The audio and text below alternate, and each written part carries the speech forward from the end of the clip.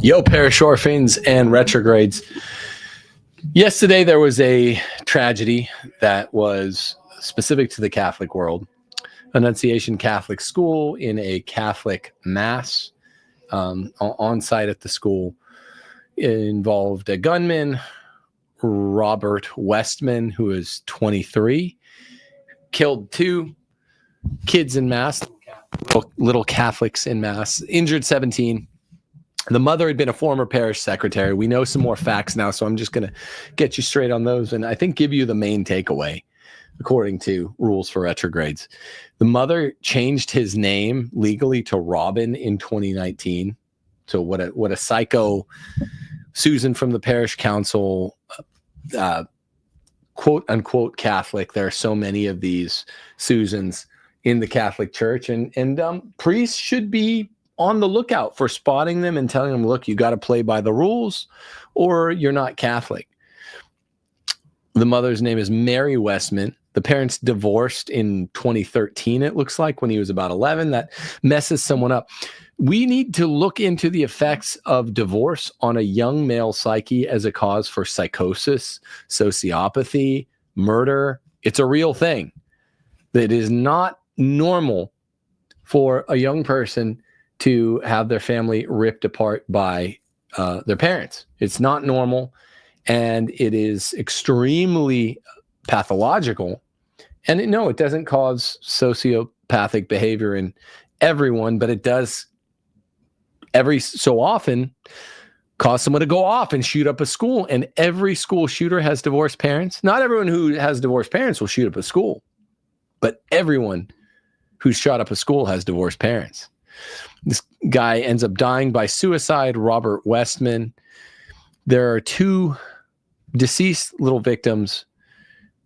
Very, very hard to even read this. Fletcher Merkel. I think it's Merkel. Who's 8 years old, and Harper Moisky is 10 years old. So we have a comment from Fletcher Merkel's father. This little boy was 8 years old. 8 years old. This is his father today. Yesterday, a coward decided to take our 8-year-old son Fletcher away from us. Because of their actions, we will never be allowed to hold him, talk to him, play with him, and watch him grow into the wonderful young man he was on the path to becoming. Fletcher loved his family, friends, fishing, cooking, and any sport that he was allowed to play. While the hole in our hearts and lives will never be filled, I hope that in time our family can find healing. I pray that the other victim's family can find some semblance of the same. I'm hopeful that all the wounded are able to make a full recovery and return home to their families. And finally, all the people, and especially the children, impacted by this horrific event are able to recover mentally and find strength to live loving, happy, and full lives. Over the past day, I've heard many stories accounting the swift and heroic actions of children and adults alike from inside the church. Without these people and their selfless actions, this could have been a tragedy of many magnitudes more. For these people, I'm thankful. Moving forward, we ask not for your sympathy, but your empathy. As our family and the Annunciation community grieve and try to make sense of such a senseless act of violence. Please remember Fletcher for the person he was and not the act that ended his life. Give your kids an extra hug and kiss today. We love you, Fletcher. You'll always be with us. Absolutely brutal. I mean, absolutely brutal. I like that closing statement. Everyone give your kids an extra 10 hugs and kisses today. Let them stay up past their bedtimes. I know a lot of you are big on bedtimes. Sit down and watch their favorite movie with them. I mean, and pray for this little Fletcher and little Harper. I mean, it's tough to watch. It's tough to watch because it's so senseless. In one sense, it's senseless. In another sense, the etiology of the pathology is so obvious. You get these satanic,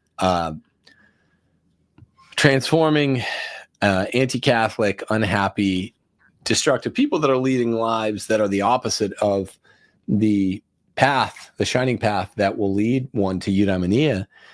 And they just want to destroy life and goodness where they see it. Robert Westman is the one who did so, 23. His mother is Mary Westman. Half-assed Catholics are some of the worst people in the world. You know, I mean, maybe not half-assed, but left Catholics are some of the worst people in the world. So this is some Susan from the parish council that changed her son's name to Robin and enabled this insane, lunatic, psychotic, satanic weirdo to grow into a monster. We have a picture of Fletcher on the screen right now. God bless him. Gosh, that's horrible. I cannot imagine not only going through something like that, but then having to stand up there and refer to your son in a past tense when you just saw him that morning. Can you imagine? I cannot. I simply cannot. Yeah. Just absolutely horrible. I can't. I cannot. We have some more clips. The mayor, after that touching scene of the father, referring to his son, I believe it's the mayor of the city or the town or whatever, came out and basically told everybody that it was not the time for prayer. It's the time for, you can guess it, other measures. Gun control. Yeah, let's play him right now. Take a look at this guy. Don't just say this is about thoughts and prayers right now. These kids were literally praying. It was the first week of school. They were in a church. These are kids that should be learning with their friends. They should be playing on the playground. They should be able to go to school or church in peace without the fear or risk of violence, and their parents should have the same kind of assurance. All right. Yeah, you're getting psyched up. Little man boy, little girl man boy. You're getting all worked up. You're feeling your juices, feeling your oats. Yeah, he's working himself up like the little paper cowboy he is on screen. I agree. People should be pissed off. They should be like, yo. So these J-ish ideas of LGBTQ drive the already maybe borderline criminally insane off the reservation completely by having these J-ish psychotherapists encourage people to cut their peepees off or invert their peepees and change their names and pretend that they're a girl and say, hey, you've been a girl all along, man. It's society's fault. You should be angry at society. You should be juiced up. You should be mad. You have every right to be mad. You're an unhappy person and an off-balance person. And you know whose fault that is? Society's. It's society's fault for being heteronormative and I forget their made up stupid neologism for gender normative, heteronormative and gender normative. And you have every right to be angry, Robert Westman. So he's feeling his oats, the mayor of Minneapolis. And he's getting all psyched. And you know what he's saying? The purpose of the anger is what the direct object of the anger, of our collective anger, ought to be. It's not murderers. It's not these insane murderers and an insanely ideologically satanic murderous philosophy, a philosophy of sociopathy and psychopathy known as LGBTQ. We shouldn't be angry at these villains. I don't mean everyone that's SSA. That's not what I'm talking about. I mean the the Black Lives Matter types of people that weaponize and radicalize the already confused mindsets of these people from divorced backgrounds, people with moms who wear the pants in the family. This really messes people up. I've been telling you this for 5 years, and now people are like, wow, Tim, you're right on everything. Like Matt Fradd said on his show the other day, like, thanks, Matt. Tim was right on feminism. It messes people up. It destroys families, and it destroys young kids' psyches, and it turns them Skittles rainbow colored, and it makes them chop their pee-pees off. Now I'm telling you that. And instead of being mad at that, this guy wants you to be mad at guns. So some psycho with the psycho philosophy gouges out someone's eyes with an ice cream scoop. And you're like, we should take this out on the real, formal, final, efficient, and material causes. And they're like really focusing on the material cause, the ice cream scoop. No, we meant the formal and the final cause. Little paper cowboy. Yes, we should be mad at transformers and their handlers and the Jayish, Talmudic, diabolical philosophy that encourages the already borderline criminally insane to go full escape out of Arkham prison, get out, rip off your straitjacket, and then go and avenge yourself on the blessed. Go and take out your revenge on everybody, because there's a giant hole in the center of you, and you need revenge for, as Wyatt asks Doc, for what? For having been born? For being sons of Satan, for being sons of the spawn of Satan, that your parents didn't love you, that you have parents who are God-forsaken. Sorry, man, there's some level to which the elect is true. You're God-forsaken. I'm just calling it how I see it. And if you are born to some bitch, some crazy divorced bitch named Mary Westman, who agrees to, start you down that road toward cutting off your pee-pee, whether or not he did that, then you and your family and your probably your entire line for generations are God-forsaken. Now, that doesn't mean that not everyone can be saved. But that doesn't mean, the fact that everyone can be saved doesn't mean that there aren't some people who are apparently God-forsaken. I don't know who they are. I don't have that list. I don't have that scroll or that roll. But I do know that these people are angry for being born, and they need vengeance. The kind of vengeance which leads them to take a semi-auto, a pump-action shotgun, automatic pistol, all legal weapons. So that's legal. Same as, it's not the car's fault. He drove a legal car. He probably had a legal driver's license in the state of Minnesota. It's not his shoes' fault, which he legally wore, his Nikes or his whatever, his pink socks. It's not those fault. They also carried him. They were partly the efficient cause of him walking up to the stained glass window in the church, him walking up to the door in the church and evidently, it sounds like, barricading it so that he could do that. It's not the gun's fault. It's not his hand's fault. It's not his fingernails' fault, whether they were long and fruity, which they probably were, or short. It is the fault of the ideas animating this. And the ideas are the Jayish, Talmudic, evil idea of LGBTQ that his bitch of a mother, Mary Westman, implanted and enabled and emplaced between the ears of this young, confused dude, from the time he was about 11 years old. And I mean, his dad's ran out on the household. We don't use this term anymore for divorced parents, right? If you're divorced, you ran out on your family. You run out on your family, it turns your son in with the other right conditions for the possibility of sociopathy or psychopathy being adequated. You can turn him into a psychopath or a sociopath. If the other conditions for the possibility of sociopathy or psychopathy are adequated, it's got to be a few things at once. You got a few sine qua nons. We're talking necessary and sufficient conditions. Then you get this situation. And here's the thing.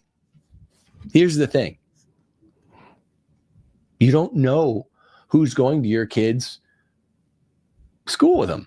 I don't care whether it's public or private. I don't care whether it's a Minnesota State school or a Catholic school. You don't know. So who said, here's what I don't get. I was a high school senior when Columbine happened. I remember that. 3 weeks from graduating, right? You were, you were a sophomore. I was a senior, both in Plano, Texas. You were a sophomore. I was a senior, and I'll have to tell this to locals at some point. I had I used to play pranks on people, and I had an oddly timed set of pranks with my buddies.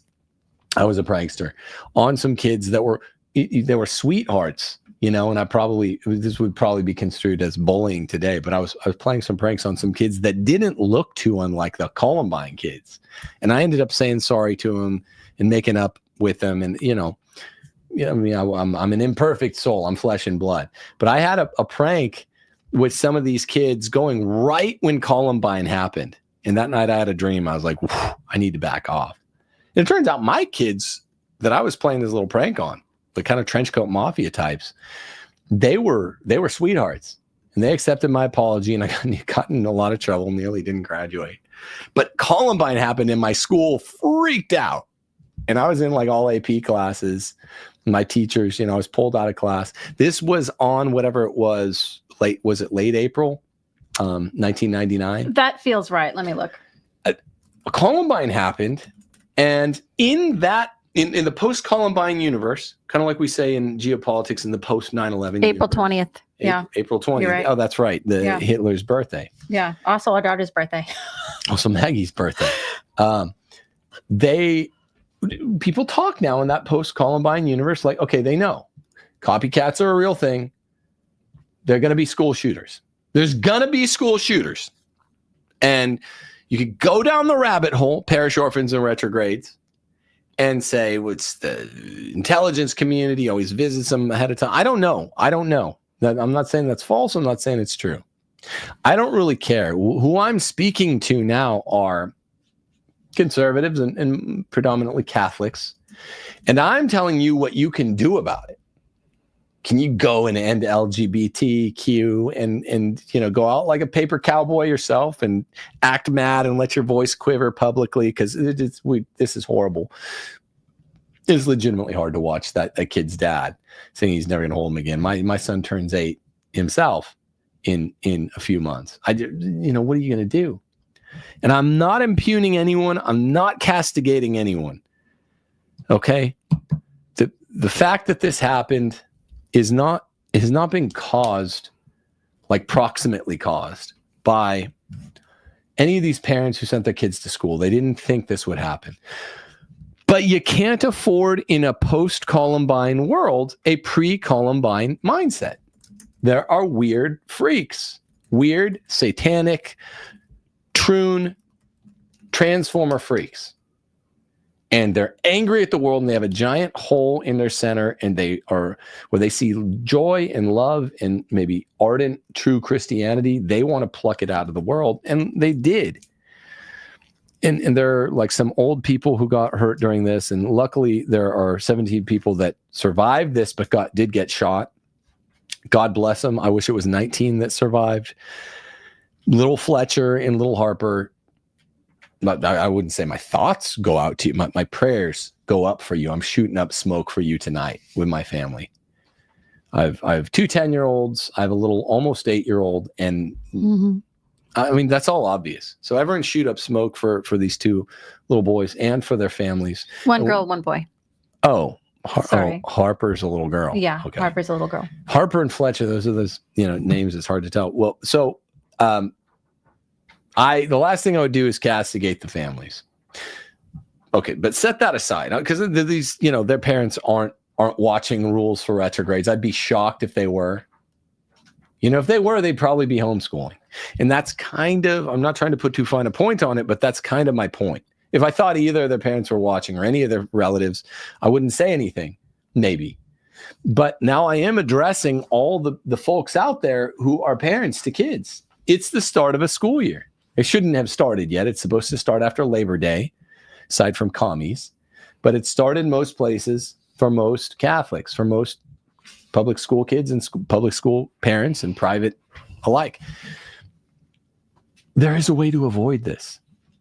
And by avoiding this, the kind of 1 in 500 danger of, or whatever it is, your kid's school getting shot up, you also avoid the basically 99 out of 100% moral danger to your little Catholic school kids of having freak non-Catholics, whether it's little Protestant kids, that's not as bad, or little LGBTQ kids in the class with them. Too many kids in the class with them, even if it's 100% Catholic, liberal Karen teachers, old, bitter white hags, like Mary Westman, who also worked for the church. Old, bitter white hags are the main people who teach at Catholic schools. I know. I was a Catholic school administrator and teacher. You need to tell everybody, by the way. I was a department chairman. You got to get them out of school. That's what I'm saying. You got to pull them out and homeschool them. I've been telling you this for so long. You avoid the possibility of physical catastrophe like this, and you avoid the certitude of moral catastrophe, being educated with a bunch of, 30 kids in a classroom, taking 8 hours instead of it should take 2, and have their head filled with nonsense at a Catholic school as much as a public school. Quit mollifying yourself with the palliative cliche that, oh, it's okay because I send them to Catholic school. Unless it's a little Catholic academy or there's like 5 other kids in the class and they're all trad families. That's some of you. That's fine. I ain't talking to you. I'm talking to everybody else. You got to get your kids out of school. You can't afford a pre-Columbine mindset in a post-Columbine world. And to be honest, the 80s and 70s and 90s should have never happened that way. We should have all been homeschooled. Our parents should have all homeschooled us. The Catechism says it's the parents' first duty. And if they farm it out, it should be more onerous to the parents to farm out the duty to one of these big Catholic education mill places, because they have to pull out the chaff. What's easier, writing a bad paper and pulling out the errors and restructuring the arguments and pulling this sentence and putting it, or just starting and writing a tight paper from the beginning? It's easier to homeschool than it is if parents actually do it well. You'd have to spend 3 or 4 hours per night making sure that the kids didn't get their minds poisoned. I'm not even joking. You got to go through each of the silly classes. Kids don't need 8 classes per day. They need like 2. And if you're trying to take a shortcut, shortcuts make for long delays, as J.R.R. Tolkien told us. Shortcuts make for long delays. The easiest way to educate your kids is to homeschool them. Because I didn't slip up and teach them you can cut your pee-pee off, and this is okay with Jesus. Or hearing what their classmates are telling them, or like Catholic schools do not they allow people like this in their schools. Like, you know what my 6th grade religion teacher told me? I didn't even remember this till a freaking 2 or 3 years ago. Miss Doherty, some Irish weirdo, this was in Plano, Texas. Some Irish weirdo who told us in 6th grade that direct quote, babies masturbate. We were like, what a weirdo. And she always wore tights. And then one day we saw she didn't shave her legs. Some Irish weirdo, liberal. This was a teacher at your school, at a Catholic school. Yeah. The other 2 years of middle school, same school.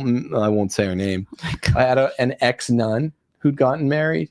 She was somewhat liberal. I don't think she was super liberal. She didn't say babies masturbate. But my mind was poisoned. The priest that gave me the talk in 4th grade, sex talk. Priest that gave me the talk, later defrocked for molestation. He's the one that gave us the sex talk. This is a different school. This isn't, K through 5th, I was in Southern California. Middle of 5th through 8th grade, I was in North Texas because we moved. So I was in 2 reasonably conservative places: conservative enclave of California, conservative part of North Texas, Plano, Texas.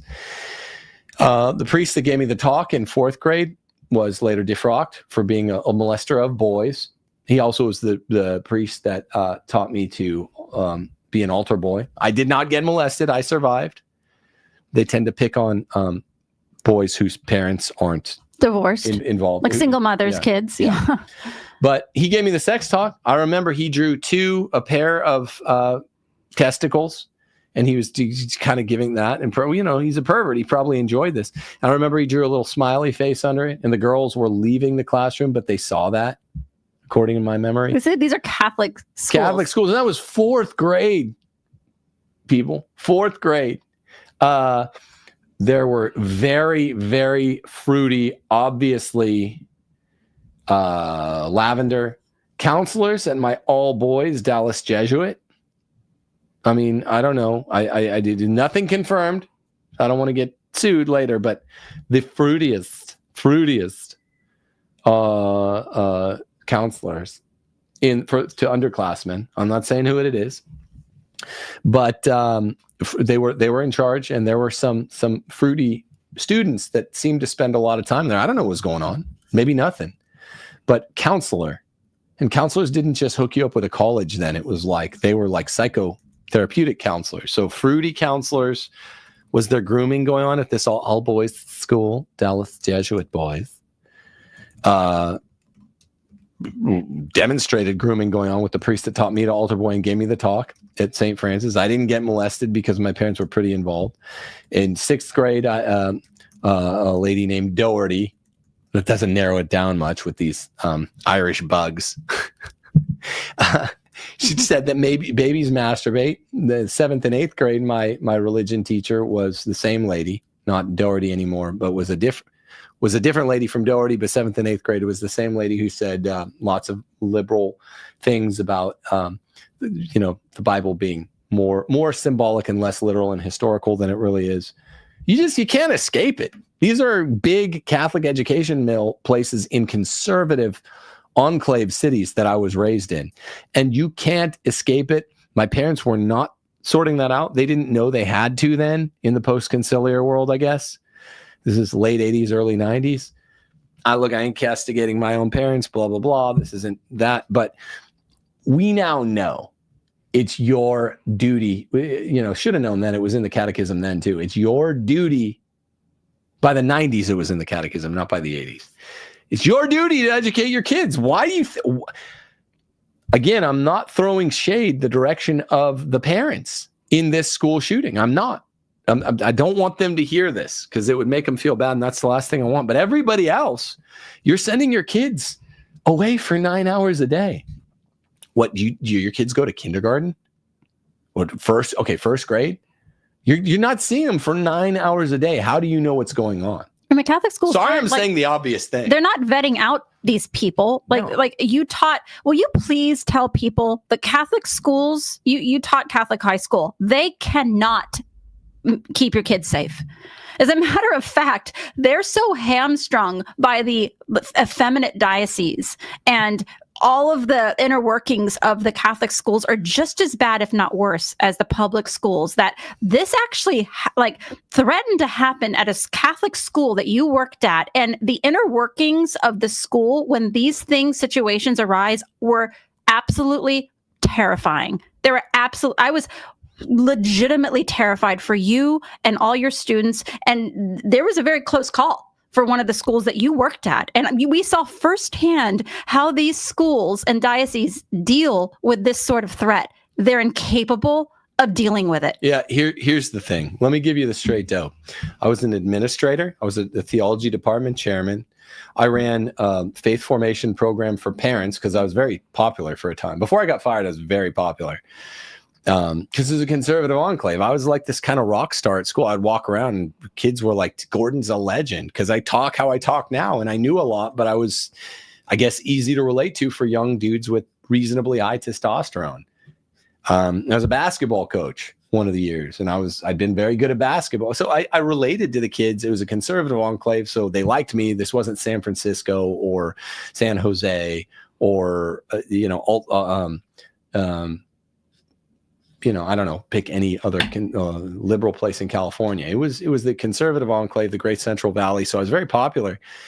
And I was an administrator as well as department chairman, as well as a teacher. And seeing the inner workings of what happened when we had a near school shooting at the school I taught at for 7 years was very telling. Politics drive all. I'm going to tell that story in 1 second, and I'm going to put it into the context of what happened here in Minneapolis where there was this executive director of Minnesota Catholic Conference, Jason Adkins. He'd been one of the signers of a letter to Tim Walz asking for a program which would have created a consistent funding stream for the state budget on a per pupil basis for all students, not just those in Catholic or private schools. But but nothing was ultimately done. And what were they specifically asking for? Heightened security. The latest school shooting at a non-public Christian school in Tennessee sadly confirms what we already know. Our schools are under attack, the letter had said. There was another private Christian school. In Minnesota, non-public schools, particularly our Jewish and Muslim schools, have experienced increased level of threats, all of which we must take seriously. This is Jason Adkins. And he said this, and he wrote it to Walz, and Walz was like, yeah, I support this. Nothing ended up happening. It was raised in discussions between the bishops and Governor Walz, and he communicated his belief that people should feel safe in their schools and places of worship, but the appropriation was not created. Okay, that is a government solution to a real problem. Copycat school shooters. Maybe there's some weird intelligence thing that's fostering this. Maybe not. Who cares? What matters is your kid's safety. I'm going to tell you a real story, but that's rare. This only happens once a year.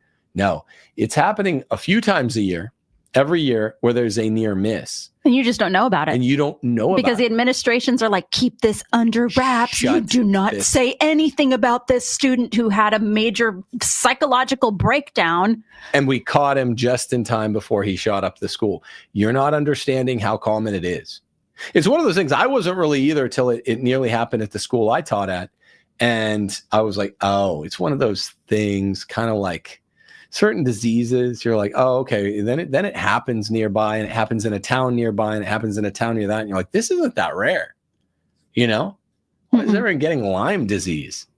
You know, you can look at the numbers and they don't tell you much. Then you're like, okay, I know 4 people that are young that have this. What's up? I'm telling you, parents, it's the beginning of the school year. Even if your kids attended the first week or 2 of school, pull them out. Okay, but first I want to say this. I do want to say this. Please support this program. You do so on Locals. Please support us on Locals, rulesforretrogrades.locals.com. That's how you support us, because we do things like public debates, online debates. We have 4 pillars of this channel that have proven to be very, very important. The case for patriarchy is what a lot of the secular conservatives come to me for, and they say, hey, point us in the right direction, or come on my show, help me to get straight on feminism, literally. And, you know, we're known for other things like the books the channel puts out, the education we put out through pre-recorded classes for adult ed, and, you know, conservative community organizing. Rules for Retrogrades, Timothy Gordon channel. Please subscribe today, even if you don't want to become a Locals person. We also have a matchmaking program for young people. You know, look into that on timothyjgordon.com. But the Locals are the people that help us keep the lights on. So that's what we do. Also, we encourage you to get to a conservative state. This stuff does happen more in blue states. Get out of your blue state, get to a red state today. Go to realestateforlife.org. You should live around people that think like you and to some extent look like you, but think and look like you. That's what a res publica is. It means you have a shared common thing. realestateforlife.org. Okay, so now I want to tell you the story of what happened at my school when we nearly got shot up, when there were active plans. And how botched, utterly, terrifyingly botched. Well, careful there. It's not botched. I'll just say as it's how what you're saying before, I think, was more accurate. Everything was about. Again, I like making analogies that you guys are going to hate. It's a Harry Potter analogy. When kids start getting killed inside Hogwarts School of Witchcraft and Wizardry, and the professors and the headmaster are like, well, what do? We don't want to shut our doors. These are our jobs. If we shut our doors, if we shut our Hogwarts, then kids can't learn witchcraft and wizardry. I know like 2/3 of the audience hates it. It's too fun to use these analogies, but it's a good one. It's Do we really want to tell parents it's not safe to have your kids at our school? Do we really want to do that? Because then all of our jobs as administrators and teachers are rendered moot. But don't we kind of have to if we can't protect them? Well, so botched it's too strong of a word, and I don't want to get anybody mad at us unduly. It wasn't botched because they prevented something from happening. I forget exactly who the heroes were. In this case, it might have been, was it the parents or friends or teachers? So there were two students when I taught at my last teaching gig at a high school that were very, very, very trench coat mafia. Very trench coat mafia. I taught both of them at the beginning of the year. One of them transferred out of my class. But I was like, oh, okay. And at the time, I'd just been in some IDPA and USPSA pistol matches. I think I was in IDPA. One of the trench coat kids' mom told me at parent night at the beginning of the year, oh, like so-and-so is a really good pistol shooter, marksman in both IDPA and USPSA. And I was like, oh, that's not good. This angry trench coat dork who's going to go bonkers because he can't score a cheerleader, and he's mad at quarterback Jim. He's going to shoot up the school, and that's going to be horrible. And I'm going to be here, and what do I do? That's the first thing I thought. A month later, 2 months into the school year, we had this whole thing. Weren't we sent home? I'm forgetting because we also had a bomb threat that same year. But we had a whole thing where we're sent home. There are angry trench coat dorks. Of course, the admin phrases it so politically that we're about to shoot up the school. And I think there were notes. I'm forgetting some of it. So this is according to my best recollection. It was a credible threat. I remember that it was a credible threat. Oh, it was beyond a credible threat. It was in the offing. It was in the offing.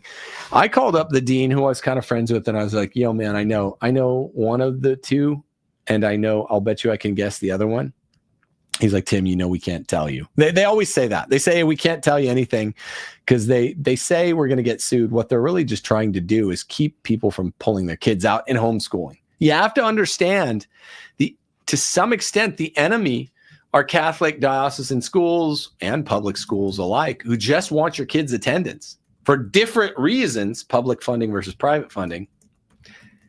They have an interest directly adverse to you when there is a credible threat to students at school. When there's a credible threat to students at school, which there pretty much always is, in my opinion. In my opinion now, there's always a credible threat to kids at school because this comes up. A few credible threats are put down and avoided per year, and the admin just shuts it up like a lock. Oh, nothing happened. Whew. Heroic, good job, but we don't need applause. Don't tell anyone. And then a few times a year, schools get shot up. How often does that happen now? 2, 3, 4 times a year nationally. So you're playing a bit of a lotto game. I'm going to talk about the certitude of your kids are at a big Catholic school. It's just public school with coloring book religion classes. It's the exact same shit. But that's a certitude. This is a kind of Russian roulette, and it's decent odds, better than 1 in 6. You have it's starker odds than 1 in 6. Okay, if you send your kids to a big Catholic school, I'm not saying it's as high as 1 in 6 that they're going to get shot up. That's not what I'm saying here today. I'm saying it's probably 1 in 600 that their school will get shot up, and then you compound those odds with, will they be one of the victims? And the odds get better, safer. But I can tell you, as an administrator and a teacher at one of these schools, I don't know how many schools have put down credible threats before they happen. But when it happened at my school, I had this conversation. I said, I know who this student is. He said, Tim, you can't. Because obviously. You can't. And I said, no, because I judge books by their covers. I always judge books by the covers. It's this kid and probably his best friend, this little dude. I'm not naming names here. And he was quiet, and he started laughing, and he goes, you're a smart dude. And I was like, I mean, yes, but it doesn't take a smart dude. This guy is a trench coat weirdo and probably has satanic poetry scribbled on some notebook with weird little drawings. I mean, it's just not that hard. You wear a black leather trench coat, and the moderately observant will observe it. and know what it means. So I was talking, we had just the world's most manly staff during those kind of golden years there at that school. So many homies. It was the coolest. It had to be the coolest staff ever. I was talking about this with some of my ex-students who are like my best friends now.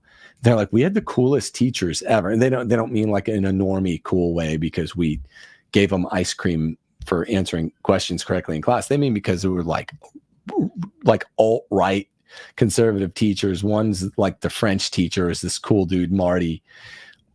Brian was a, pro MMA fighter, right-wing guy.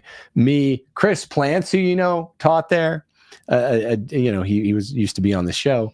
He was super cool. I remember him screaming at my door to a liberal teacher, "You have the blood of the unborn on your hands." Because she was a Catholic who was pro-abortion. Some fat liberal pro-abortion lady. This dude, James, Mexican dude, another religion teacher, super based, good man, saintly man. Another guy, Sean, another guy, Anthony. I mean, now some of these started teaching the next year. They weren't all, but in the space of 2 or 3 years, had some of the basest guys ever. And I remember I was talking to this French guy who was like ex-special forces, was a hockey coach where he came from, just jacked, like 55-year-old French guy, super cool, my friend Marty. And actually the Bakersfield Condors coach. He was a pro coach, pro men's hockey, minor league. And he was like, "Look, man, I don't know what to do about this." And I'm like, "Yeah, me neither, because I feel like a sitting duck." And we were like, "Well, okay, what's admin telling us to do?" A bunch of females, by the way, in admin. A bunch of girls plus the one guy telling us, "Look, you tie a belt around the fulcrum of the door." And I'm like, this is the best you have. We have wide open windows on the other side of like half the classrooms. In my classroom was one of those. You could do this, you could do that. You got to get the students. You're in charge of 25 souls. Okay, me and Marty, can we, if we have a concealed carry permit, can we carry them onto the school? Can we get the bishop's permission? The bishop's like, in no way. And they didn't support it, the admin, even though it was a right-wing area. They're like, we all like guns here, but parents aren't going to like it. You can't have a police state. You need a police state. This is 2025. This happened in like 2017. You need a police state if there's a credible threat that every single adult in the room is like, can we carry guns? If we have to protect ourselves against a student, particularly, I'd made some kind of smart ass remarks to this kid. I'm like, he might not like me. I'm kind of a wiseacre, I mean, he's probably coming for me, and it's not, I don't want to bring a yardstick to a gunfight. And I'm not suggesting any of you do either. Go ahead. Sorry. That's what they had. This is what was so terrifying for me, like a wife of a teacher. During this time, there was the bomb threat. They shut down the school. And then like right afterwards, they had this active threat, this shooter threat that was very credible. And they were literally saying things like, well, you can barricade the door and just huddle everybody in a corner under their desks. I'm like, this is what the diocese is telling teachers to do. And I guarantee you, I would be dumbfounded if all of your kids who are in Catholic school right now aren't being told similar things. That's what they have. That is what they have to protect your kids. People tune in because I say it real, how it is. I said, feminism's out of control. Your women are out of control. Western civilization, society, Catholicism, Christendom, your women are out of control. Get them under control. I said that at least 5 years before it became acceptable to say that. Like Matt Frad was paying me that compliment, I guess, the other day. Oh, Tim was saying this stuff. Now everyone's saying he was saying it when it's hard. I'm saying this about education. We have a crisis in America. It's not because of guns. Guns have something to do with it, but Canada and Europe don't have it. In America, every year we play the active school shooter game. And I'm just going to say it real now. Parents, that this is a real possibility. Usually it happens in spring semester. If you look at the breakdown, it's almost always spring semester. This year it happened in fall. The spring semester is a month longer. Everyone's getting sick of each other. The angry trench coat wearing dweebs have had one extra month plus a full fall semester. to get tired of being, getting noogies from the bullies, the quarterback jocks, and they just, they go bonkers. And this year it happened right at the beginning of the school year, and it's not even as if you just get really vigilant teachers who are like, watch out for the weirdos like I did. I knew exactly who the two kids were. I called it. He was like, you're a smart guy. No, I'm not. And they're like, don't say anything. But I'm just observant. No, but this kid, this weirdo, this vile, disgusting troon thing, Robert Westman, was 23. He had graduated from the school like half a decade to a decade before. So no one was able to watch him the way I was able to watch Blank and Blank, well, the other guy, Blank's friend at my school, transferred out of my class. But I could kind of keep an eye on him. And I would talk to him extra bit. And I also started going like, hey, man, what's up? Is there anything I can help you with? I remember you telling me before even the threat had been articulated that you're like, there's this kid in my class who's a weirdo and he's well-trained with guns. And I know he is because I talked to his mom about it. And you're like, I have my eye on this kid. Like, this kid's going to be a problem. And that was like lo and behold, it's just not that hard. Parent-teacher night's like a month in. This happened 2 months in. I also remember that because that was unique, that you had a near active shooter situation fall semester. Because I've looked at these. I've looked at these things, these school shootings. It's a weird phenomenon, distinctly American, and they usually happen in spring. But this one was going to have happened in sort of 2 months into fall.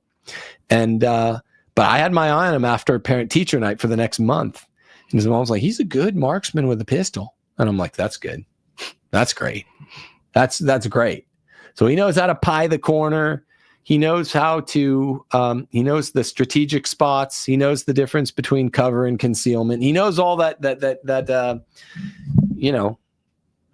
gun homo stuff. I like guns. I prefer rifles, and I have lots of things. But I mean, like, he knows all the gun homo stuff, gun nerd stuff. So that sucks. A lot of these kids are just, troons firing from a window, and they thank goodness this Robert Westman troon didn't really know vital areas or didn't have the aim to hit center of mass. Thank goodness. But the kid I'm talking about at my school, I taught at, that ended up being thwarted, prior restrained. He probably would have known. He would have done better than done by his aim than 2 out of 19 fatalities. And that was scary, man. And all I can tell you, the insider's info, all the admin cared about. I mean, they're good, okay people, whatever, okay to good people. They didn't want carnage. It would have made them sad. I'm not saying otherwise. But the main thing they cared about is don't let this out, right? They don't want people pulling their kids out. Then all of a sudden the school's bankrupt and maybe we all keep our job for the rest of that year, but they can't have that. The dioceses are run by women. You think that's going to protect your kids? Like, what are you guys thinking? Honestly, like at this point, it's like better to just like do the best you can in homeschool. Like, they cannot protect your kids. And honestly, even when good teachers like Tim and his buddies, manly dudes, stood up and were like, this is not acceptable. I'm not going to huddle under desks when if this has happened. And basically your only option was, if you're a man worth his salt, is to throw your body in front of bullets to protect the 25 young souls in your classroom, because the admin had absolutely nothing for you other than hide, be quiet, barricade the door. That's all they have. And when you and your buddies got together and like, what about if one of us has a concealed carry? The diocese was indignant. They're like, oh, I can't believe you even suggested something like this. It's like, well, what are you suggesting? And then, full honesty, we this was a passing fancy, but where me and my buddy Marty were like, all right, well, we had those panel ceilings. Do I hide something in there safely? We never did. But the thought occurred to me and my buddy and maybe one of our others. Like, I don't know. Okay, I don't know maybe the diocese tries to come after us if we actually save the school. be the dark night. But what do? You're not allowed to. The political pressure is more important in their view, in their deliberate judgment, diocese to diocese, than the real safety of the students. You can't go back to a pre-COVID thing. You can't. A pre-Columbine way of thought. And the schools are just like, well, pretend that you can. Pretend that, just pretend, duck and cover, get the kids in a corner. They'll probably look in the room, and if they don't see you immediately, maybe they'll just move on. I was like, it's not what they were doing at Columbine. That's not what they were doing at Sandy Hook. That's not what happened at any of these schools, according to the fact patterns. So what's the solution, man? I felt trapped at my workplace for the rest of that year. And then after that, I was like, I knew the alumnus effect, which was real and lethal in this Robert Westman case, because at Annunciation Catholic School in Minneapolis, he was an alumnus. And I don't think it's the first time either. They come back and they shoot up their school. They kill the jocks or whatever, or the 8 and 10-year-olds that they wanted to deprive of happiness when they were there. Okay, well, they're not. I didn't even know this kid, but he's like all these other evil people that made me feel unhappy and confused when my mom is signing me up to go down a path where my pee-pee gets chopped off. And the father, by the way, because people were saying, well, the father, Robert Westman's father, also stood by. Like, the mother was the petitioner. This is the problem.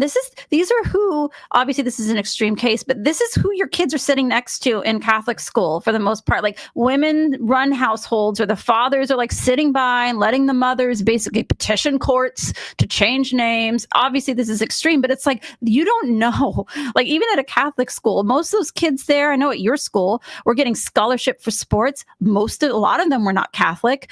Many of them that were in the school were, had clubs for LGBT stuff and all that other stuff. Being at a Catholic school isn't good. It's actually going to protect you less, honestly, because the public schools get, I remember our school after Columbine started putting metal detectors and things like that. Police officers. Yeah. And police officers. Catholic schools aren't doing that crap. They're not. Your diocese was like, we're not putting armed guards there. School shooting, I'll bet you crunch the numbers. I haven't done it. I'll bet you they're safer at a public school than Catholic. That's not a good option. But I mean, now let's go through all the other certitudes. I don't mean at a little classical school where your kid's being educated with 4 other students and they're all trads. Okay, so I'm not talking to you people. You got to do either classical school, little tiny classical school in your area, or homeschool. And for most people, that means homeschool, because most people don't have a good little classical school in your area. Here are the certitudes. Your sons are being taught by liberal white women. Liberal white. A lot of times they're not even Catholic. A lot of times they're not even Christian. But liberal white women who are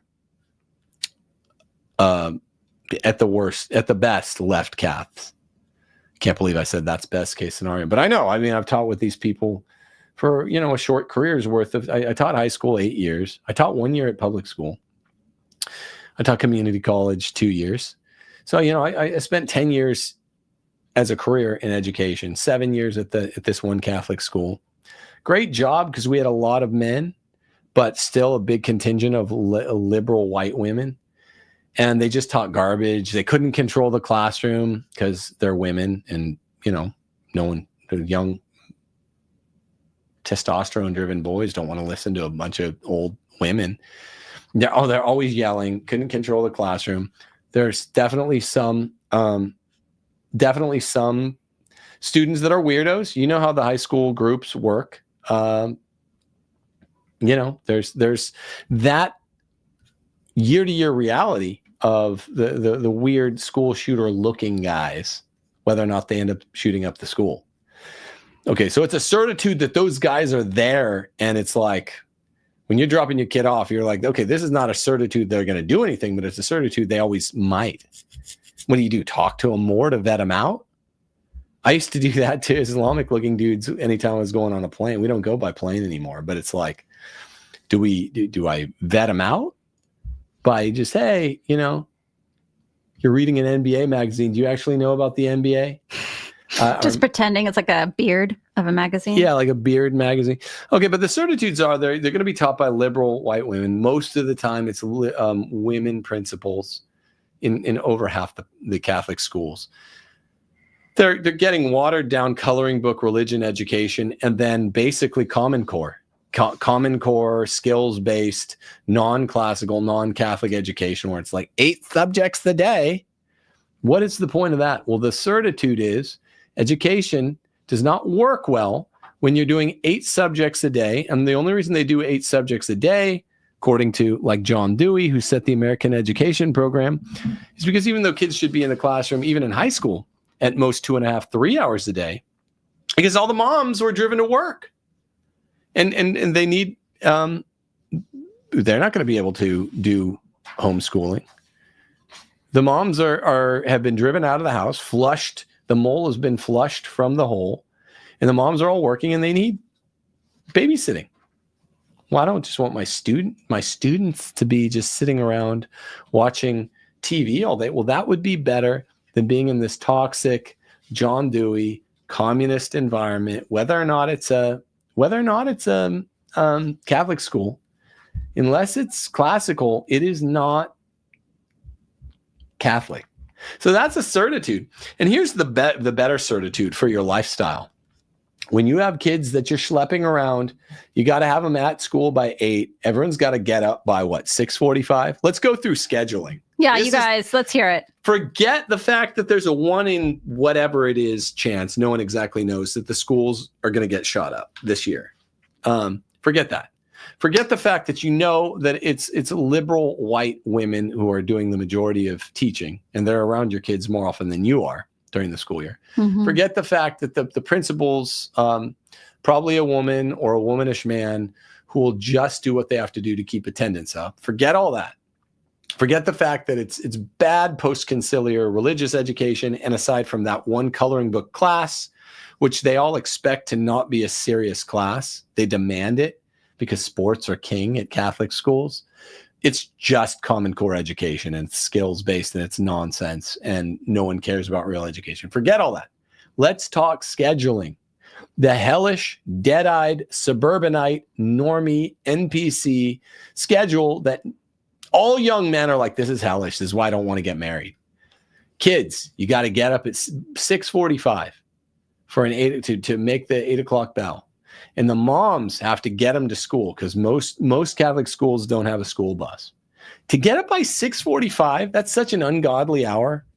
You have to go to bed ungodly early, right? You need to go to bed early. So we'll get to that at the end of the day. Get up at 6:45. The family just rushes through breakfast together if they eat breakfast at all. And this begins with first graders, by the way. This is pathetic. This is a pathetic existence. 6:45 a.m. You get up, you're schlepped off to school, either in carpool, maybe a bus, usually not for Catholic schools, or just your mom takes you. And that's a weird thing to have to drop them off and pick them up each day. At inconvenient hours. They're gone for 9 hours from, say, 7:15 to around 4, maybe 3. But if they have sports, it's 10, 11, 12 hours. It's 3 hours after school, 4 hours after school. We're talking you are not around your kids, sometimes even by dinner time. But best case scenario, you get them at 4. So everyone's kind of grouchy. You schlep them back home. They're getting home at, say, 4:30. They've been gone for 9 hours. They have some homework, which is inevitable because you don't know what their skills are because you're not their teacher. So they need homework. You don't need homework in homeschool. Homeschool, what you're doing by the day is that. I want to paint you the stark picture, the stark contrast. They're grouchy. You have to get out of your dorky uniforms. I always felt so self-conscious in my ugly Catholic school uniforms. But do I even do this? Because I have like an hour to go shoot hoops in the backyard. Then I got to start on my hour or two of homework. Everyone's grouchy. You're kind of just sitting there in the back seat. Everyone knows this is real because I've talked to everyone who ever went to Catholic school. You're just sitting there. You're kind of grouchy. Your mom's listening to, for me, it was like Rush Limbaugh or Laura Schlesinger, Dr. Laura Schlesinger. And you're just like, you got to go to the bathroom. You want a snack. It's hot. The car smells weird. You're annoyed. Your older brother's always kind of embarrassed, to get in the car next to their younger brother because of the weird social setting at these schools. It's always a weird social setting. You don't really identify with your siblings when you're at a Catholic school together. An 8th grader with a 5th grader. It's kind of like you get embarrassed when you're seen with your sibling. That's weird. You get in the car and no one's talking and your mom's listening to AM radio and she stops at the post office and you've been gone all day and she doesn't know what's been going on at school. And if it was difficult, maybe socially, because middle school is awkward socially, or something bad happened, or your teacher was mad at you, you just feel alienated from your family. This is how I remember feeling. You get home, you drop your backpack wherever, and maybe you have an hour to yourself, but you're like, do I get out of this stupid, ugly uniform? Because I have like an hour, then I have to go eat dinner and start my homework. I hated it. I hated it so much. And I was good. I was a good student. So I could skip a lot of the work. I literally would skip a lot of the work and just do good on the test. But, go shoot hoops for an hour. Half the time I just have my dorky green slacks on and yellow shirt. And I'm like, I don't want to get changed because it's too much work. I have 45 minutes, then I got to get to my homework, man. So then you eat dinner and, sometimes your parents are just kind of talking. Sometimes they're like, what'd you learn at school today? And it's like, this is a very perfunctory effort to learn what my day was like. And I mean, that's fine. I'm not castigating anyone's parents or my own, but you really should have been doing this on your own. I think everyone innately knows you ought to know exactly what your kid was learning. Because you're teaching them yourself. Because you're teaching them yourself at home. I didn't tell my mom or dad. I was pretty close with them, and we were all right wing, all of us. There's no token liberal in my family. I didn't tell them, hey, Miss Doherty told us, babies masturbate. I didn't tell them, hey, Mrs. H told us, the Old Testament's mostly symbolic, allegorical. I didn't tell them in 4th grade how upset I was that my teacher told us that the Shroud of Turin was a fake. That wasn't my 4th grade teacher's fault so much. I didn't tell them in 4th grade that, because I didn't know at the time, that a molester had just given me the sex talk, that they'd kind of, whatever. I don't want to go all into it. But the parents should be giving the sex talk and not in 4th grade.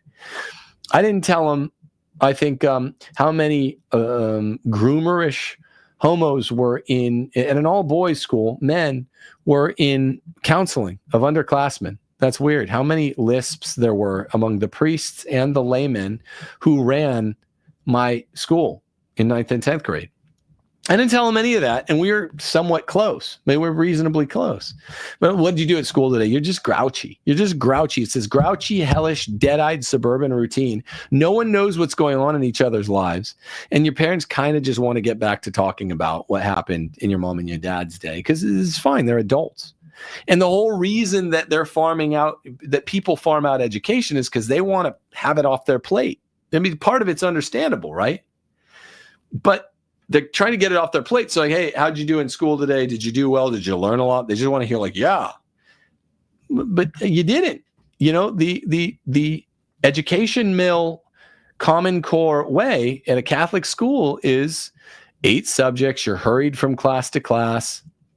There's one religion class. It's kind of a joke, They're hearing all sorts of crazy stuff. Like I remember when we lived in Bakersfield, our kids started playing with just the neighborhood kids. They weren't in public school or anything, but like even just playing with some of the neighborhood kids in Bakersfield, like our kids were learning about things I was not prepared for them to learn about. No, we were homeschooling. And we were homeschooling. We were like, you just can't send your kids around to other kids. Like, do you look out? Have you guys been paying attention? I mean, we have on screen right now the manifesto of the killer, and these are some of the images that he drew into his notebook. Obvious demonic stuff there. Like this person was his parents destroyed him. I mean, this is just the divorce and the feminism in the household. I'm sure had a lot to do with whatever the hell happened to this guy. And there's at least one of these guys who knows what was the necessary or sufficient condition that pushed him over the edge. But there's at least one of these guys at every big 400 plus person Catholic school, probably in America right now, if I had to guess. There's one of them that could, if he sees too many colors in a Dragon Ball Z cartoon the day before, he might just go off. And it's getting more and more and more. Now they're all being encouraged. Like, this is what I don't understand about parents nowadays, especially Catholic parents. Like, we know this stuff is being pumped out more and more. Kids are being encouraged more and more and more to follow some of these like fanciful ideas that they are a different sex than they were born, and that they can do and think whatever they want to. It doesn't matter. There's no restraint. And that's being encouraged more and more. And you're just throwing your kids into that environment. Yes, even Catholic schools. There was so many times in Catholic schools where it's like, you have the gay kid in class who is like, oh, I'm being discriminated against. And even the admin is like taking his side and all this other nonsense. So yes, your kids are definitely not safe there. Like, what are you doing? Like, what are you doing? Like, people in chat were saying, well, I work and that's why my kid's at work. Honestly, like, do homeschool at night. That's the beauty of homeschool.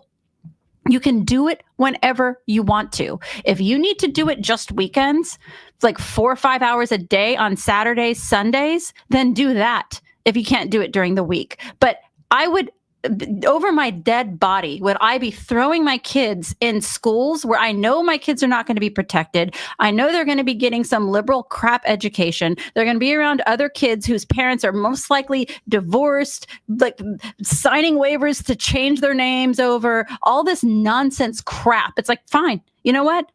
I myself am like, I have a lot to learn. I'll sit there and learn some things with my kids in homeschool. Maybe I'm not going to do as great of a job. I mean, it's unlikely as like somebody who has education, but at least my kids are loved. They're safe. They're at home. They're in the environment that we want them to be. And they're not learning just filth all the time. I would take that any day of the week than just schlepping them off to school. Like, why are we still doing this? It's failing miserably. Why? I don't get it. Yeah. And it's like, and everybody who has their kids in Catholic school now, honestly, you guys, I'm not hearing a damn good reason why, other than just like, we don't have time, we don't have the money, the effort to put into it. It's like, just stop making excuses for yourself. Stop. You can do homeschool whenever you want to. Some days, because our daughter Abby has had many brain surgeries throughout the years, and she's been in children's hospitals, and we've both been having to really help her through. One time, she had the left side of her brain disconnected, so that was a month of our time just really caring for her. We had no time for homeschool, but you know what? We made it up in the summer. We made it up at night. We made it up on the weekends. We didn't take an extra week over Christmas. We made it up. That's the beauty of homeschool. You can do whatever you want, whenever you want, and there's not a schedule. Your kids' safety is worth it. Their souls are worth it. And honestly, my kids, you only have 18 summers with your kids.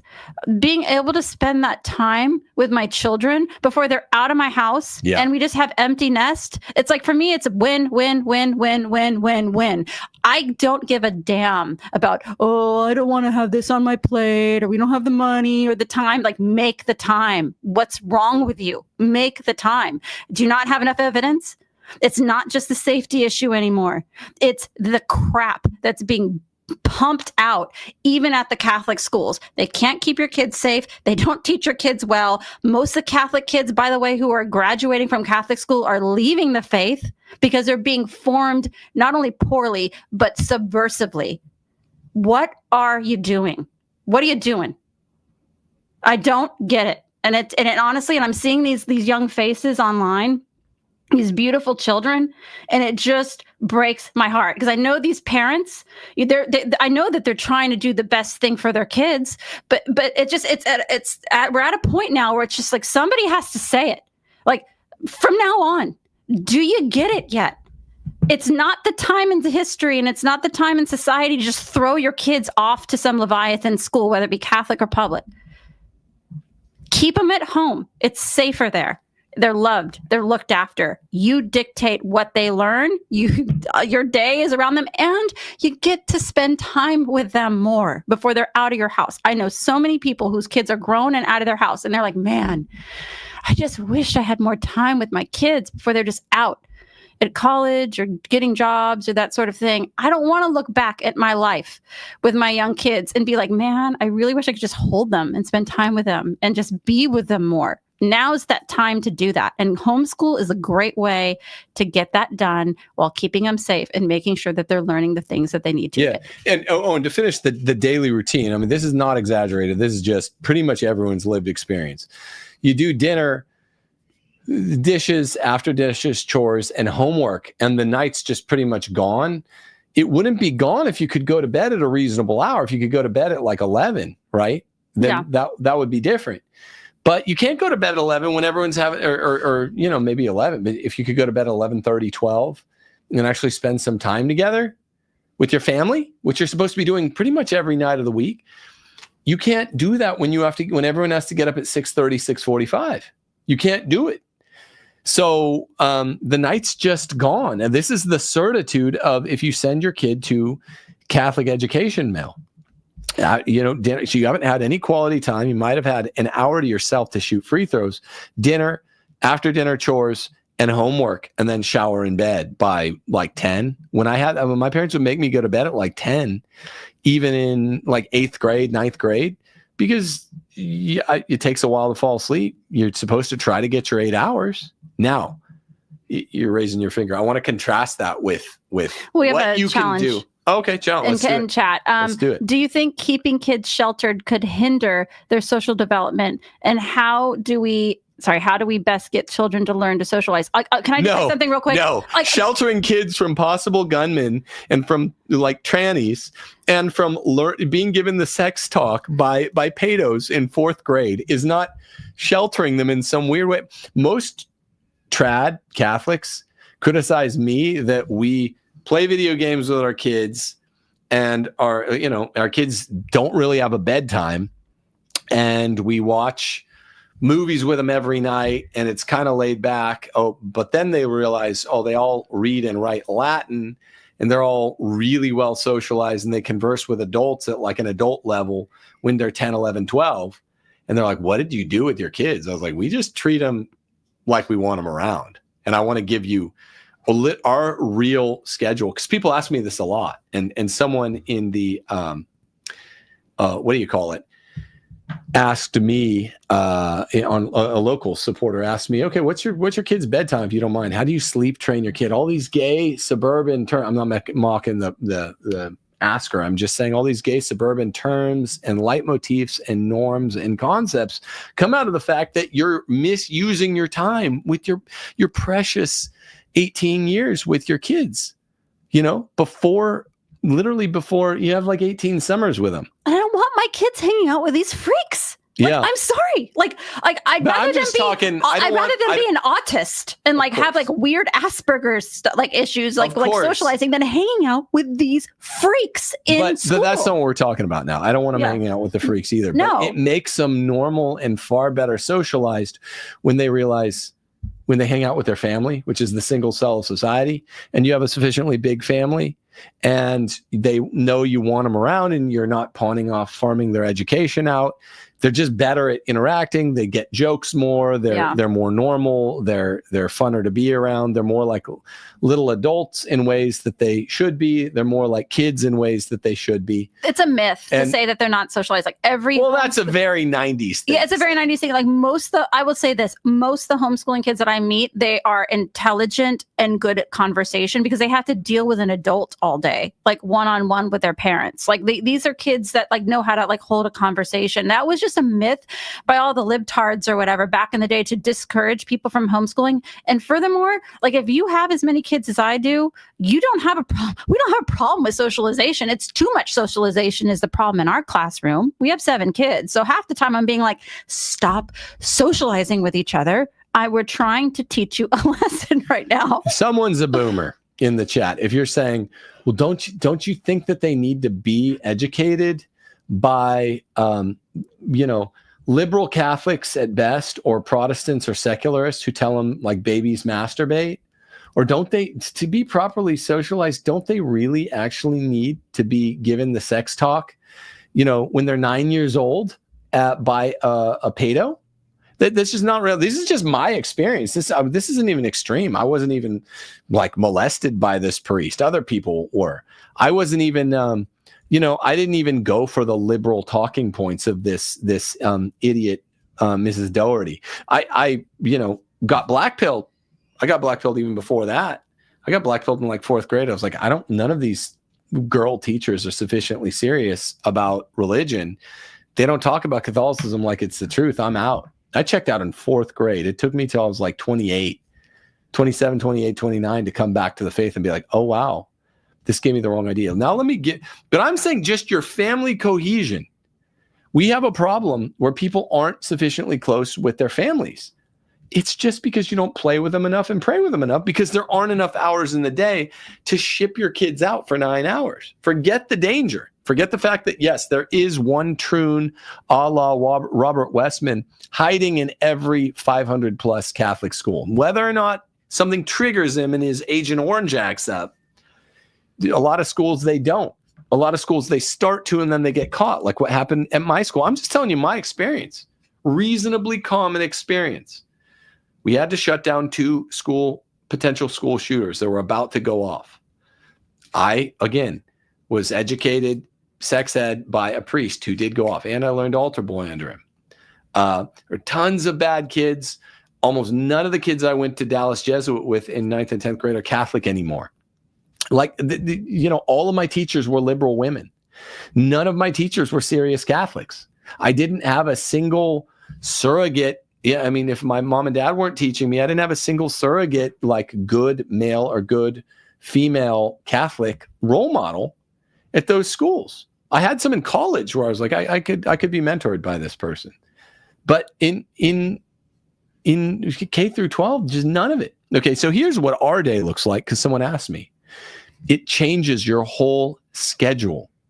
So we wake up about 9-ish. The whole fam.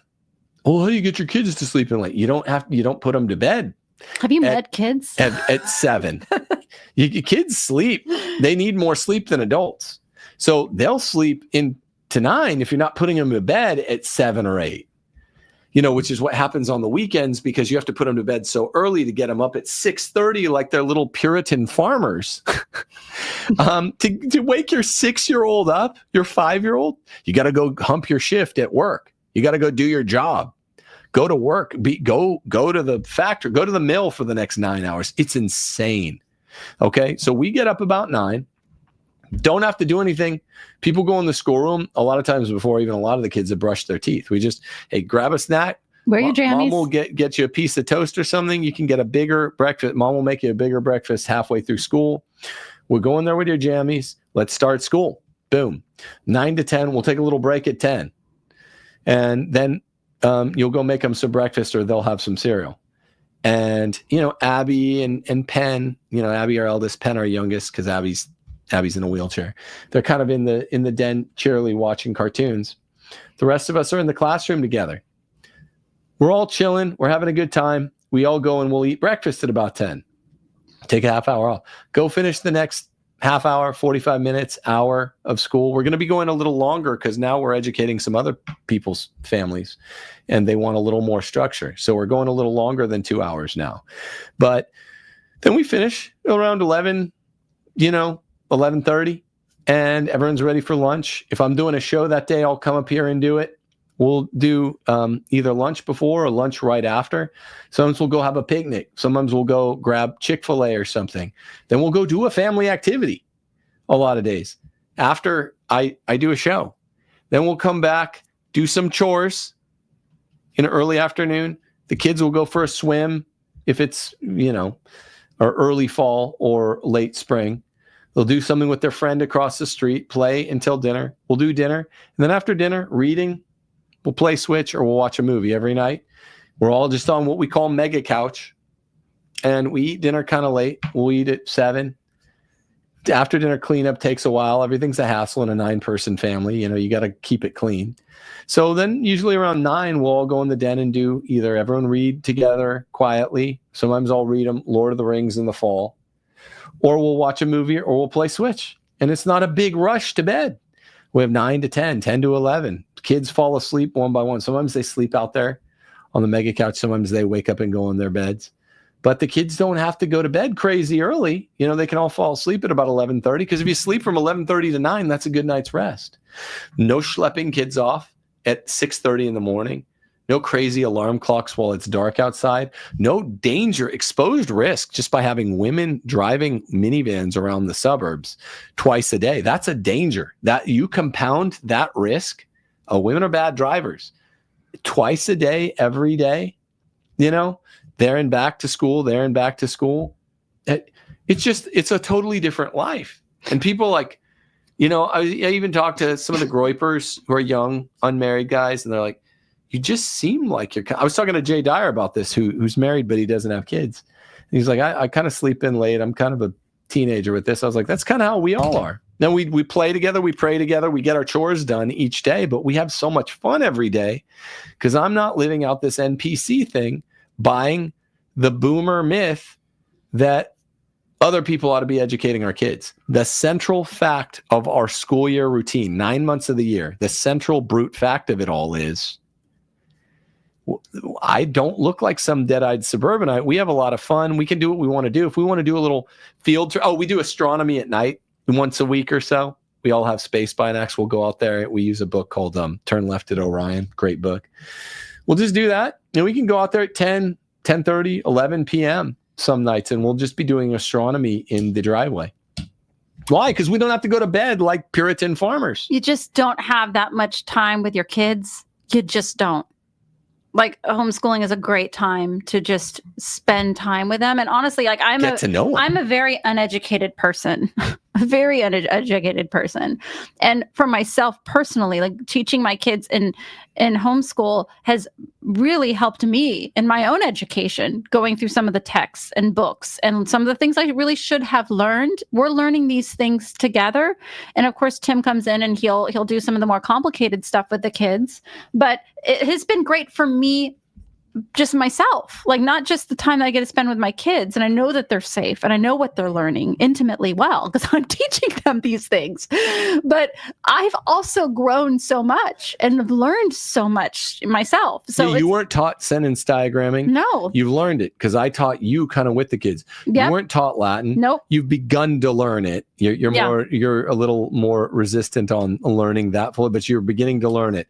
Even algebra, which we're, by the way, so you do less hours in the classroom and somehow we're teaching our kids algebra by 5th grade. Literally. I mean, like, have you ever noticed just in education, Mill, have you ever just bothered to ask yourself, what are they doing in math for the first 8 years? 9 if you consider kindergarten. They just waste time.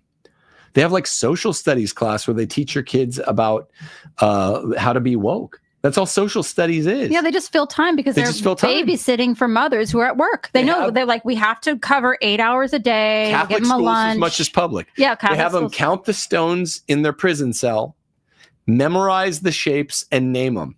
That's what Catholic and public education is. They're just wasting time. What? My kid has 8 subjects a day. Isn't that rigorous? Dude, they're learning like life sciences. They're just teaching them nonsense. Crap. They're just teaching them crap. No one needs to learn life sciences. St. Augustine, Cicero, Seneca, St. Thomas, Aristotle, Plato, they weren't learning life sciences. They were learning grammar, logic, rhetoric. They're learning grammar, logic, rhetoric through things like sentence diagramming, rigorous grammar. That's why it's called grammar school. All you teach your kids when they're 1st through 5th grade is grammar, really. If you want to pepper in some math, you pepper in some math. It's called grammar school for a reason. Grammatical categories are your categories on the world. Your kids don't know grammar if they're taught in Catholic schools because they're not taught grammar. They don't know the different voices. They don't know the difference between the subjunctive and the regular voice. They don't know active versus passive. They don't know the 16 tenses. They don't know the 5 cases of every noun that you need to know if you're going to learn Latin. They don't even know what a case is, right?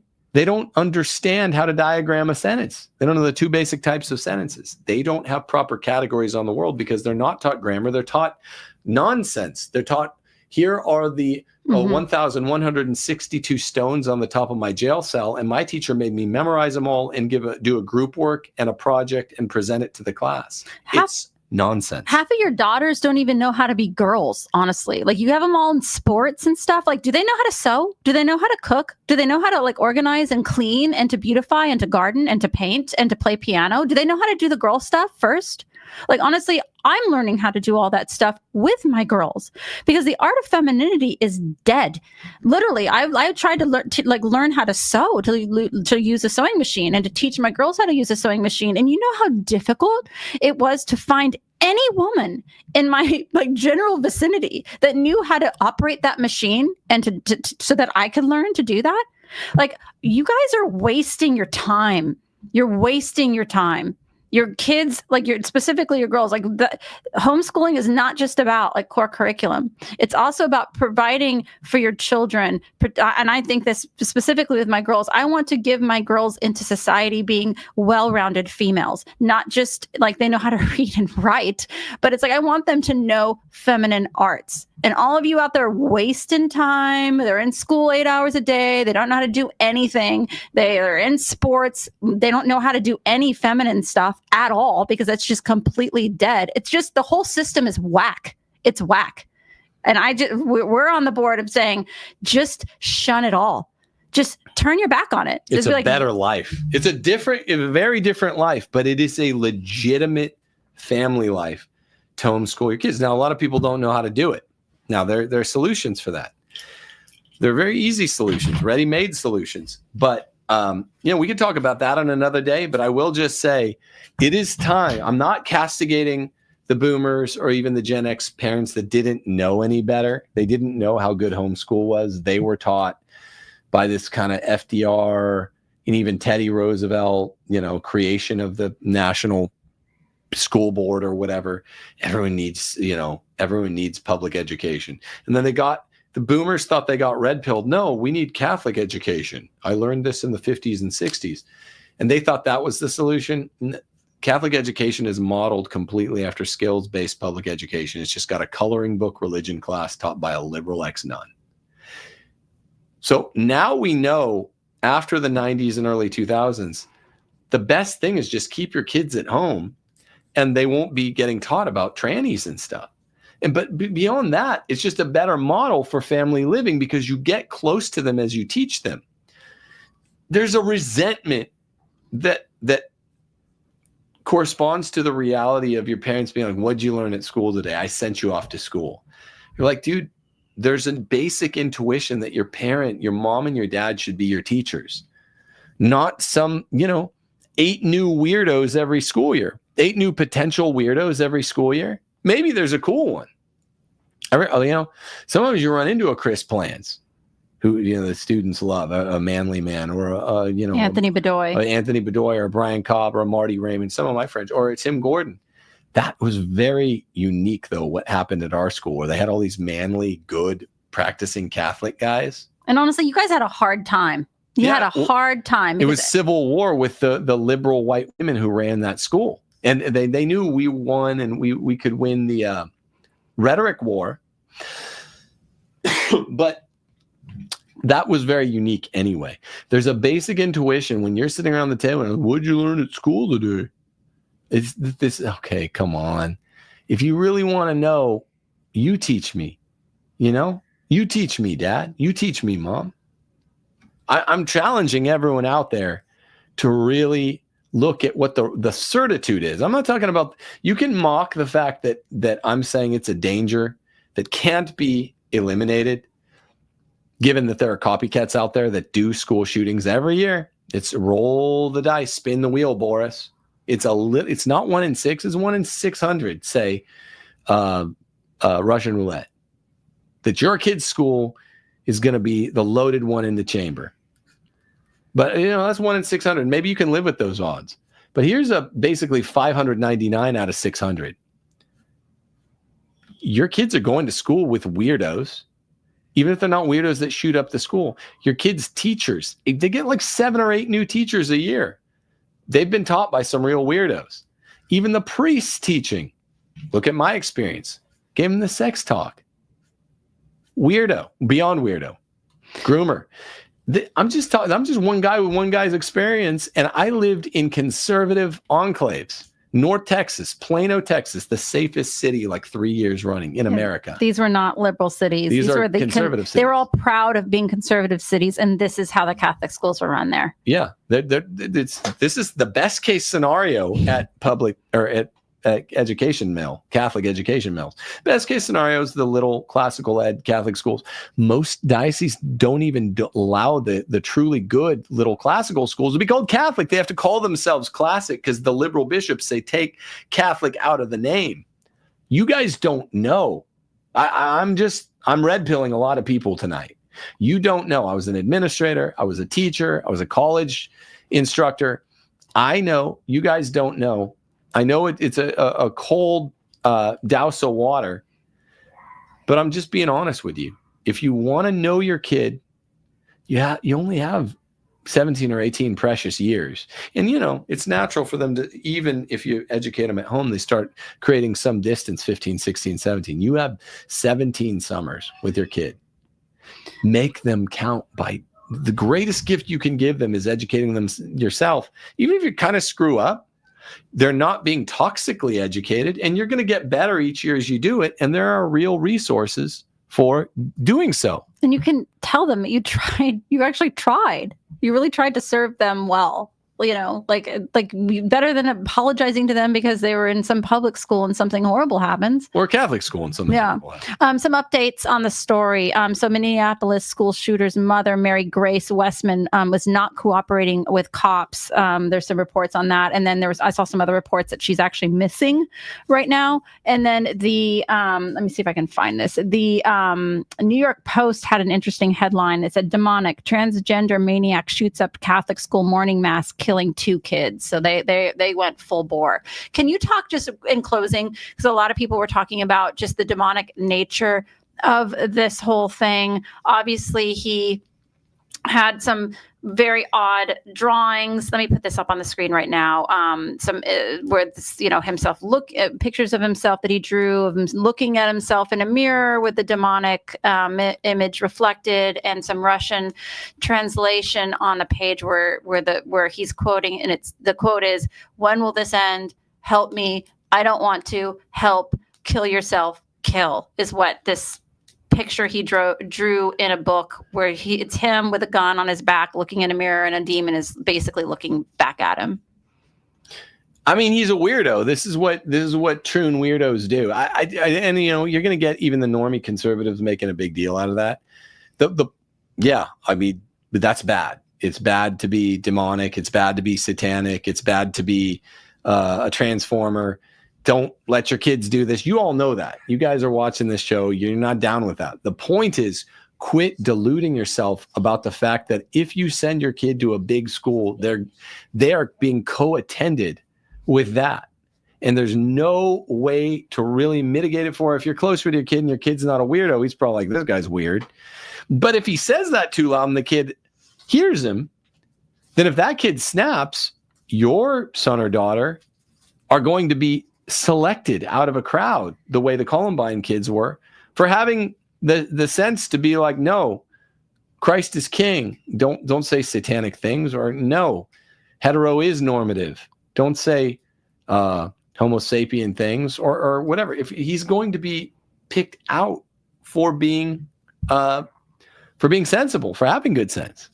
And this is the role of the father, why the father's role in the household, the protector against the spiritual infiltration, is so vital. Like, I look at this guy and I feel bad for him. Like, his father failed him. There was so clearly many, many signs. The mother is like taking over predominance in the household. Look at this guy's journal, clearly very confused. This guy clearly just needed a dad to be like, this is the truth, and spend some time with him and to set him to corrects, and honestly send the mother to corrects as well, because the mother clearly out of control, completely out of control, petitioning the court to have the son's name changed to Robin, all these other things. This all boils down to an absolute failure of the father to get his household in control. Apparently there's divorce between the two parents, and look at the aftermath. This is, yes, there's demonic forces at play, but this is what people don't get in the Catholic sphere. We talk to Father Ripperger a lot.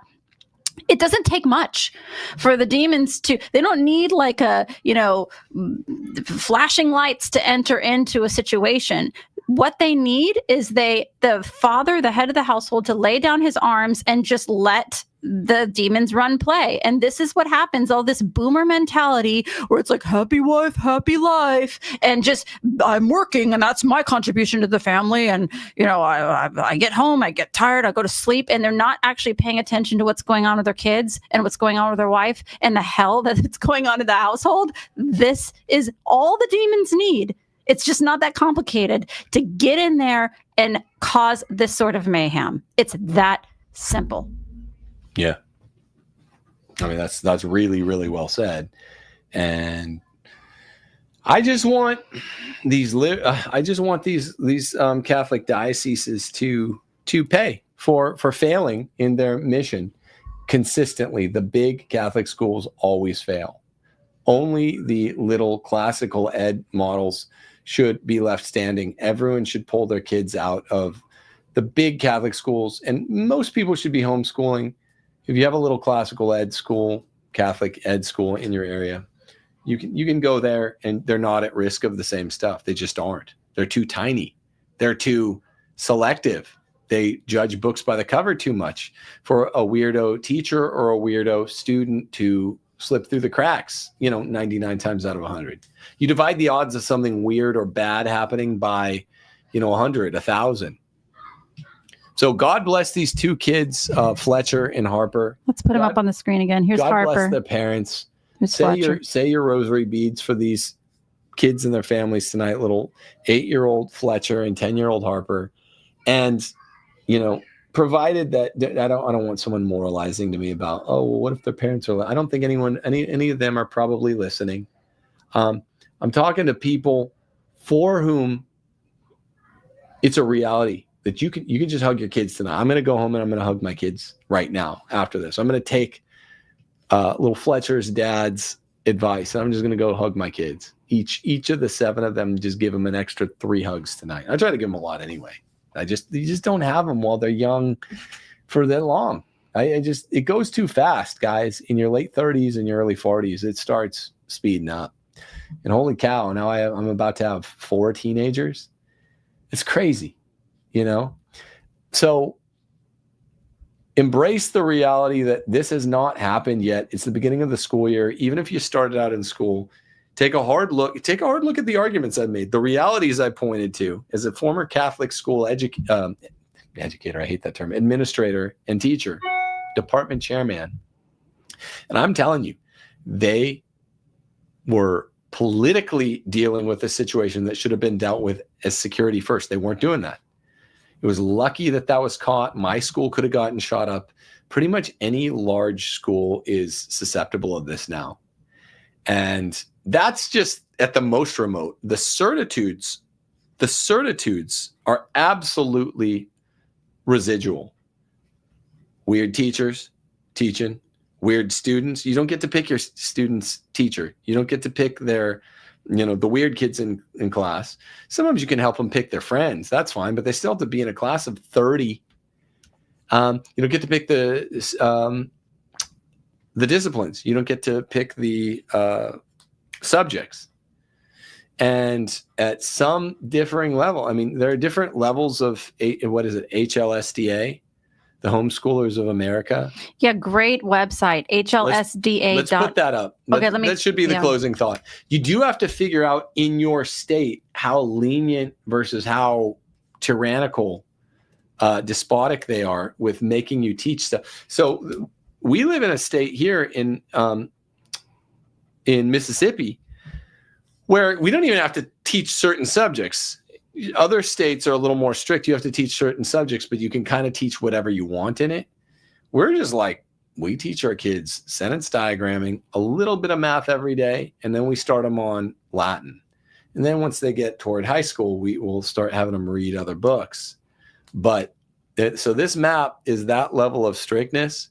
We live in one of these light blue states where they don't even tell us what subjects to teach them.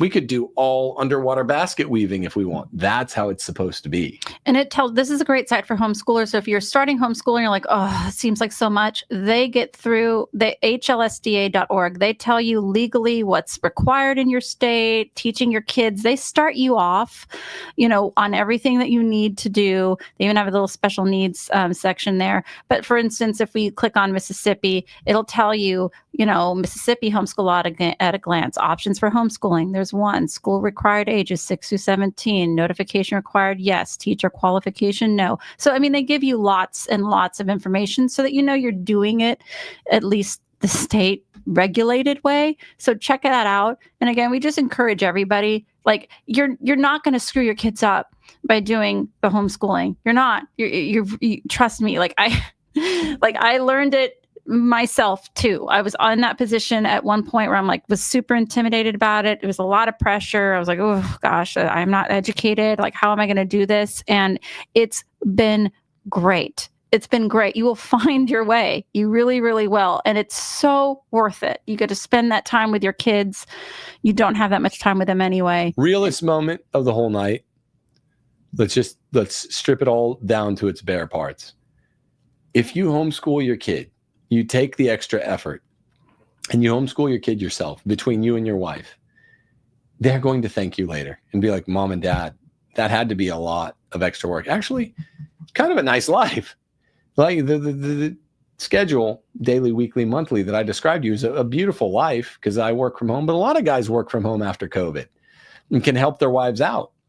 Your kids are going to thank you, and they're going to know that it's the A+ parenting move. Is to be the one. You can go read your catechism. It says you are the primary educator of your kid. Now you can deputize someone else to do it, and you're still primary educator. But that's not what's happening in 99% of the households, Catholic households, where they're deputizing the school to do it. They don't know what's going on. My parents didn't know I was being taught all that nonsense. They didn't know. And even if they ask vigilantly, when my dad would ask semi-vigilantly. None of us knew that the guy who gave me the sex talk was a pedo priest, So there's limits to what you could do to how much you can control in your kid's education unless you do it at home. Then you can just control it all. Oh, and guess what? Instead of 8 hours of daily education, it's 2. You can get away with 1. Get to sleep in. Everyone gets to do sleep it on your in. schedule. You know exactly what they are. You don't have to have boring conversations at dinner. Here are the 2 types of dinner conversations you have. You either have a fun, interesting, like Latin declensions contest for who gets the biggest bowl of ice cream, and the kids get all into it. And because you were their teacher during the day, you're like, who can run through first, second, third declension the fastest? Tell me the endings now. Go, boom. You're the one that you get an extra scoop of ice cream, whatever. The kids love it. We give out the Funko Mystery Minis because we'll read Lord of the Rings, and I'll do quizzes after we read that kind of stuff. That's in our after dinner reading. It's all kind of homeschool at that point. Or the other dinner time convo you have is like the boomer. When are we going to Disneyland next, or what? Because you don't have to ask, well, what'd you learn at school today? Because So it's either you're kind of still involved in it, and everyone's naturally tied in. Have you ever had something really cool happen and you want your spouse to have been there, and you're like, dang it, I just wish they were there because I'm not a good narrator. I'm not good at reproducing the story in like a narrative tone. And you're like, dang, that's how it gets, I guess, when you farm out your kids' education. They're like, I mean, something happened at school today, but I'm so tired I can't relate it. There's not enough time. We're all in it together. So it's either we're still kind of talking about what we were talking about during the school day. We'll do that sometimes. Or we're just talking about fun stuff because I don't have to check up on the kids. I'll never forget when we were in the line at King's Cross Station at Universal Studios in the Harry Potter world. We were sitting on something in that big, cool building, and we were like doing the Latin declensions contest between the 3 eldest kids. And 2 black ladies behind us were like, this is the coolest thing ever. And they're like, so what do you do? And we were like, oh, we go around in an RV. Because I was in the middle of the school year. We went there a month into school. And we were like, you can do whatever you want. Whatever with TF you homeschool. want. We went in September after school had gone back, and we were like, I was waking up and doing 20 to 30 minute lessons for that week. We were at Universal at Harry Potter World, and I was like, we'll do little kind of oral quiz questions in the ride lines. And that's what we were doing. And they're like, this is the funnest thing ever. And then we have a little table in the RV, so we could do it on the day traveling to and fro. And the kids are reading, they're doing their little books. I mean, it's just amazing. You can do whatever you want. You don't have to write the teacher and be like, could you give me the lessons? Because we're going to be gone this week. That's a total pain. And usually you're finding out about these missteps. Your teachers are like warping your kids after the fact. Of course. Yeah, you're not. Well, there's you're no finding prior that out. restraint. If you find out at all, you're finding out afterwards. And it's like, sorry, you're to blame. Like, you're the one that set your kids up for this system. How well do you know these teachers that they're just sitting in the classroom with, like pontificating all day long? It's like, yeah, you don't know them. That's the truth. And you don't know them. And you're just trusting that these people are normal. And we all know that they're probably not. Yeah. Yeah. So pray for these families, the Merkels and the Moiskis, and, they just pray for them and do what you can for your kids. You can do better. As the liberals say, liberal school moms say, do better. You could do better than sending them to these big education mills. You can. This is the beginning of the school year. We're starting our homeschool school year. We have a little co-op, by the way, on timothyjgordon.com. We're starting ours the day after Labor Day, when school's supposed to go back. It's not supposed to go back in July. Some of the schools around here, even in non-communist Mississippi, go back. They went back in July. Insane. July. Nope. And that's kind of honest. They're using school as daycare. And they're being kind of honest about it when they're like, go back to school in July. Insane. It's insane. Okay. The only way to protect your kids is to homeschool them. God bless you guys, and God bless those families. I'm going to be praying for the Merkels and the Moiskis tonight. I'm sure you will too. I didn't dwell on that too much because it's obvious. We know that part. I have to say the non-obvious part. That's my role. The non-obvious part no one wants to say is get your kids out of Catholic school. Bring them home. It's the beginning of the homeschool school year. If you have questions about this, contact me at timothyjgordon.com. TimothyJGordon at timothyjgordon.com. I'll help you in whatever ways I can. I want the best for all your families, and I want to see diocesan education basically fade into obscurity. Can still exist, but it should only be the tiny classical schools. God bless you all. Deus Vult.